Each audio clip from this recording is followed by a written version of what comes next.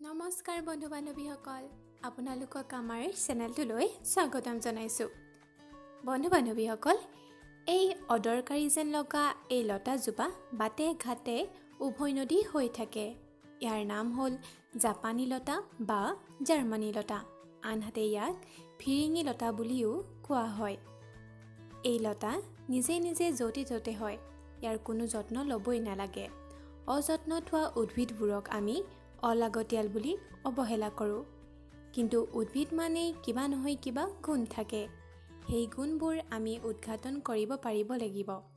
এই লতাজোপাৰো বহুতো গুণ আছে। সেই গুণবোৰ হ'ল, প্ৰথমতে এই জাৰ্মানী লতা কটা চিঙাত এই লতা মিহিকৈ পিচি লগাই দি কিছু সময় বান্ধি থ'লে তেজ বন্ধ হয় আৰু বিষ কমি যায়। দ্বিতীয়তে ছালৰ ৰোগত জাৰ্মানী লতা পিচি ৰসখিনি সানি কিছু সময় থৈ দিব। এনেকৈ এসপ্তাহ লগালে ছালৰ ৰোগ ভাল হয়। কিডনীত পাথৰ হ'লে 2টা পাত প্ৰতিদিনে চোবাই খালে পাথৰ ভাগি যায়। জণ্ডিছ হ'লে জাৰ্মানী লতা পাত 10টামান পিচি ৰস উলিয়াই এচামুচ মৌৰ লগত এসপ্তাহ খালী পেটত খালে ভাল পাব।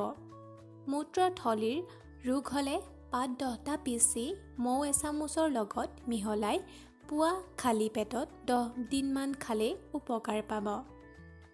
বন্ধু বান্ধৱীসকল, আজিৰ ভিডিঅ'টো ইমানতে সামৰিছোঁ।